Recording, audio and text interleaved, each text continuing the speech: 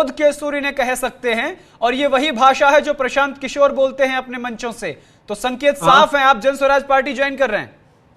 देखिए, मैं फिर से कह देना चाहता हूँ कि मैं फिर से जो है अपने लोगों के बीच में जाऊंगा, सबसे पूछूंगा और पूछ के ही निर्णय लूंगा। अभी जो है मैं इन सब चीजों के पे जो है इन फैसलों पे नहीं पहुंच पाया हूँ कि मैं कुछ निर्णय करूं और मैं बताऊं ठीक कि है, मैं अभी कहाँ जाऊंगा कहाँ नहीं। लेकिन हाँ, बात बिहारी अस्मिता की होगी, बिहार ठीक की है, होगी, तो हम लोग जो है आवाज उठाएंगे और अपने देश के यशस्वी प्रधानमंत्री नरेंद्र मोदी जी से हम लोग विनती करेंगे ठीक कि है, गुजरात का जैसा विकास किया है मोदी जी, बिहार का भी वैसा विकास कर दीजिए। ठीक है, ठीक है।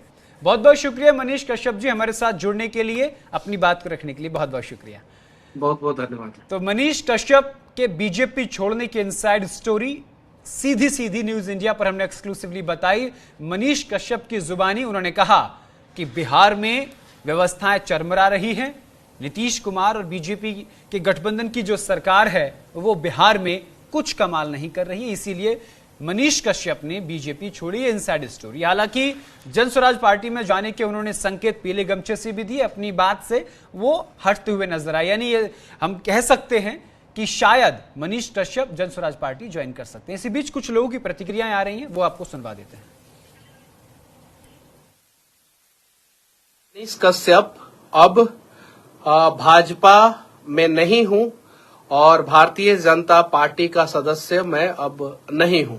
मैं ये घोषणा कर रहा हूं।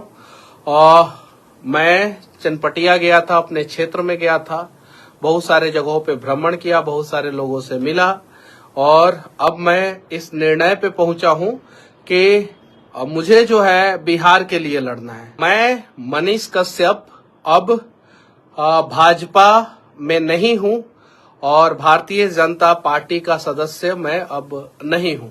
मैं ये घोषणा कर रहा हूं और मैं माफी चाहता हूं आप लोगों से, हाथ जोड़ के बिना पूछे मैं एक पार्टी में शामिल हो गया।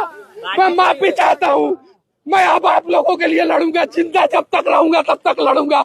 मेरे पीछे तो सब पड़े हैं, कफन बांध के निकले हैं। साला इन लोगों को बदल के रख देंगे, अब वादा करते हैं और एक बिहारी का वादा है और मारेंगे ऐसा प्रहार कि याद रखना तुम लोग बदल जाओगे पीएमसीएच वालों, और साथ में स्वास्थ्य मंत्री मंगल पांडे बदलोगे तुम, याद रखना।